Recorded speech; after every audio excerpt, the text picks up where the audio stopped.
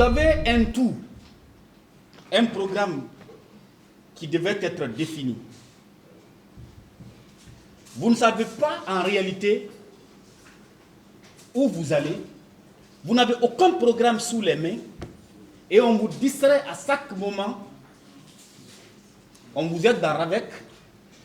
Vous allez vous continuer à vous distraire là-bas et vous partagez des primes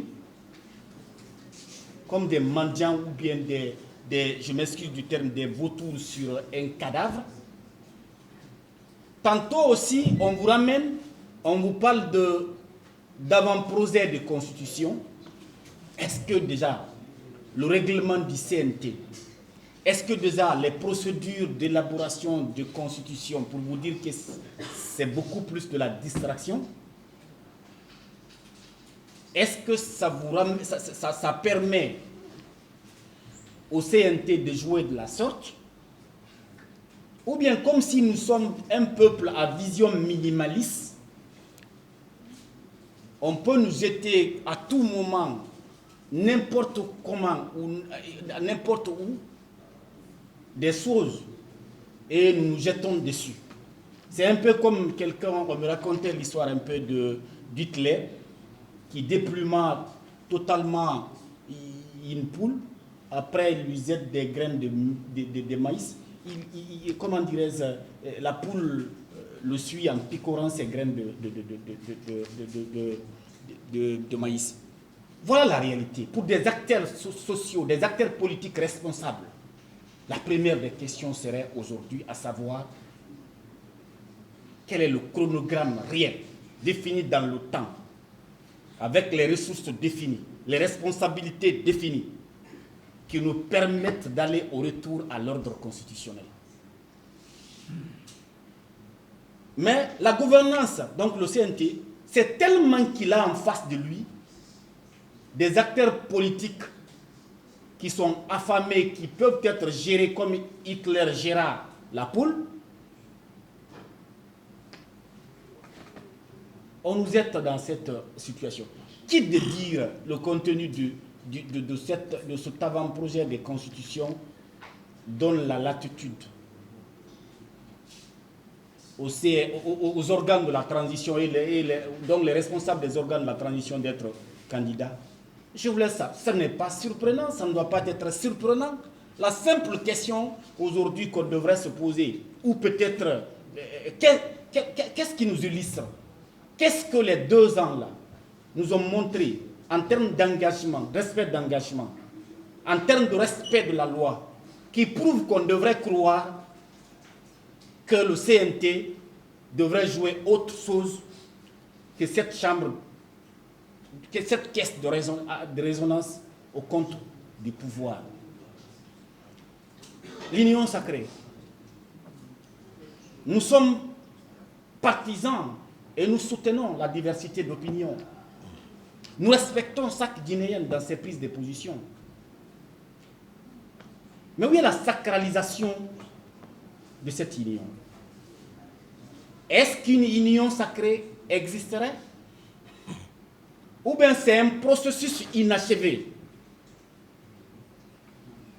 de rassemblement large des acteurs sociopolitiques du pays pour faire face à la situation? Je pense beaucoup plus, connaissant très bien la situation, c'est beaucoup plus un processus inachevé pour des raisons que je vais dire. Il y a eu 3 raisons évoquées. Quand les compatriotes qui sont partis au dialogue, au séminaire, il y a eu des événements qui sont passés, notamment la nomination du Premier ministre chef du gouvernement, la nomination de son gouvernement, la nomination des délégations spéciales. Je crois que des compatriotes se sont sentis vexés. Des compatriotes ont pensé que les clauses ou peut-être les recommandations, les accords qu'ils ont eus avec le la gouvernance autour du séminaire qui s'est passé en fin 2023, appelé dialogue interguinéen, ils sont venus vers les forces vives qui ont gardé la constante, qui ont eu la lecture réelle en tirant les leçons du soutien aveugle qu'on a eu à faire au CNRD à la prise du pouvoir, qui ont défini clairement leurs lignes.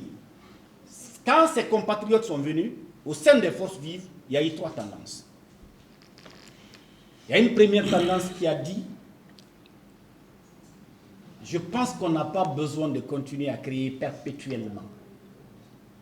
Si nos compatriotes, chose qui relève s'il faut, de l'utopie du rêve, pensent qu'ils ne croient plus, comme ils le disent dans le discours, ils ont été trahis, ils ont été abandonnés, pourquoi n'allons-nous pas les juger à la tâche?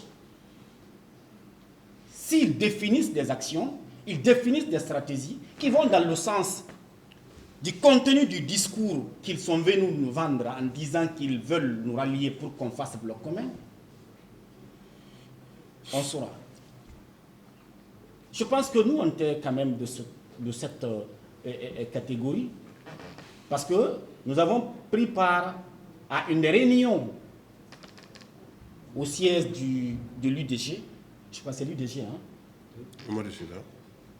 Et à la sortie de la réunion, et pendant le relevé des conclusions de la réunion, nous avons réitéré la même position. Allons-y autour des actions, créer perpétuellement des unions, des coalitions. C'est soit un manque de stratégie, ou un manque de conviction, ou tout au moins comme des gens qui cherchent toujours des recours pour mieux se positionner afin de défendre leur gagne-pain. Et quand il était question de mettre des commissions, nous avons dit: pourquoi allons-nous mettre des commissions? Sur quelle base? Autour de quel objectif? Quels sont les critères? Des réponses n'ont jamais été données. En conclusion, j'aurais aimé que les compatriotes s'assument au lieu de s'accrocher à un contenu dire union sacrée. Et quand on parle de force vive, par pratique en Guinée, qui parle de force vive, parle du cocktail société civile, c'est-à-dire ONG, plateforme, mouvement syndical, d'un côté, plus de politique. L'union sacrée, je voulais que vous me disiez quelle est l'entité sociale qui se trouve dedans. C'est pour vous dire, ça fait mal. C'est pour cela, quand en Guinée, les jeunes sont devenus, quand je dis jeunes, je ne parle pas de 35 à 18 ans, de 18 ans. Comprenez par là, dans notre jargon, nous, la nouvelle génération, si nous sommes devenus symbole du reniement de soi, si nous sommes devenus symbole de jalousie qui veut dire recul, tu as beaucoup mangé, je vais bouffer moi aussi, si nous sommes devenus symbole de laxisme qui consiste à dire à gauche ceci et se retrouver à droite dans les faits, c'est extrêmement grave. Pour une fois encore, les forces vives ne font pas partie de ce qu'on appelle union sacrée. Et je mets qui que ce soit au défi de le faire. Certes, dans l'esprit d'indépendance que nous avons, des entités, les gens avaient le libre choix de prendre part à l'atelier du CNT ou pas, mais une fois encore, les lignes des forces vives sont claires et nettes, elles sont précises. C'est la libération de nos camarades qui, pour nous, ont été kidnappés mais n'ont pas disparu. C'est pour cela, à l'entame, nous avons posé à savoir où sont-ils. Et où sont-ils? La question est posée à l'État. Ouais. Pour revenir à au fameux communiqué du procureur, Il l'a dit là-dedans. Ils sont les garants de la sécurité individuelle et collective des Guinéens. Et mieux encore, si ça a été choquant qu'un État fait son mea culpa, qu'un État démissionne, qu'un État dit à la figure du monde, ça nous gêne parce que ce communiqué ne s'est pas arrêté entre nous Guinéens. D'autres du monde ont eu ça. Qu'un État dit que des gens sont disparus, ils ne savent pas où ils sont, pendant que les témoignages font état de leur enlèvement par des hommes entrés.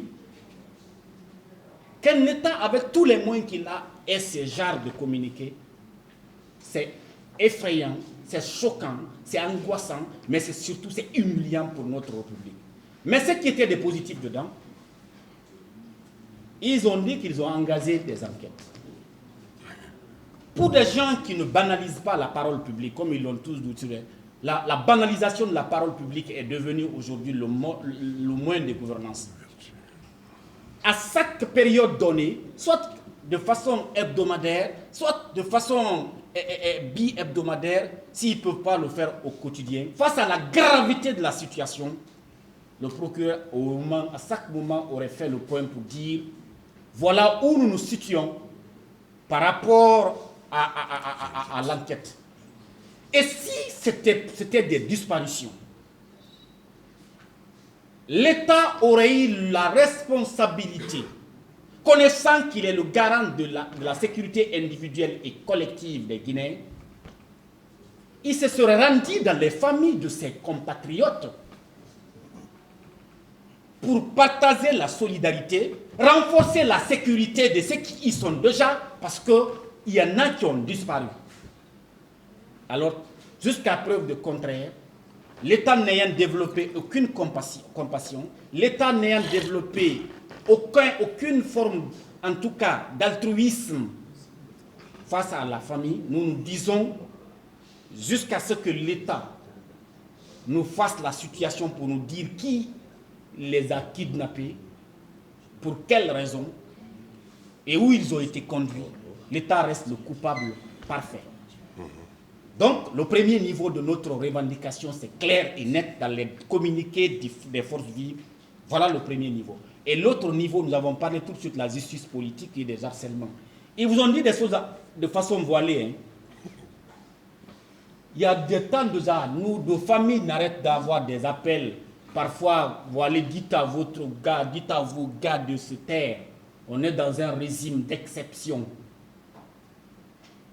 Dans des cérémonies, nos femmes, nos proches sont perpétuellement interpellés par des rumeurs du genre, comme si nous sommes dans un état de non-droit.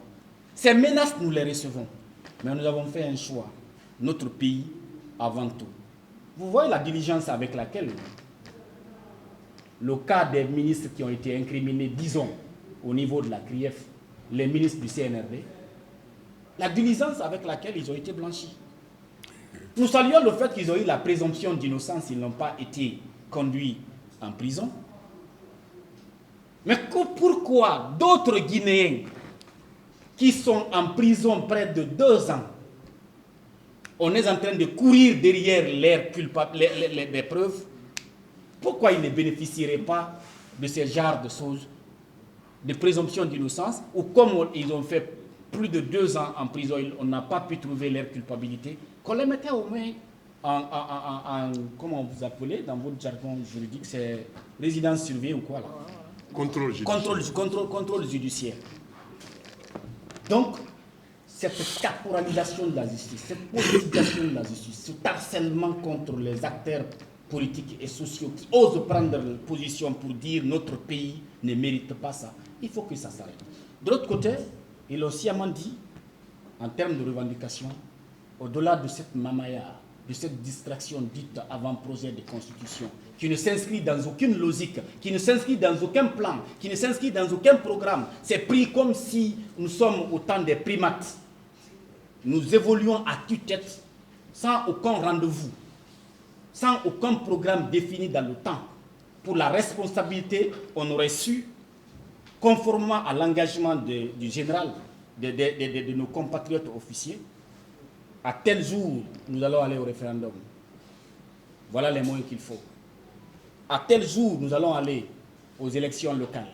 À tel jour, nous allons aller aux législatives. À tel jour, nous allons aller à l'élection présidentielle. C'est ça la responsabilité. Le reste, c'est de la distraction. Et ça ne mérite même pas assez de commentaires. Ce que le CNT nous offre. Donc, une fois encore, le dernier des points des forces vives, c'est le respect des engagements, le retour diligent à l'ordre constitutionnel, parce que c'est la seule, c'est-à-dire c'est le seul gaz de stabilité politique, économique et sociale pour notre pays. Sans cela, nous allons aller de mal en pire, chose que nous ne souhaitons pas.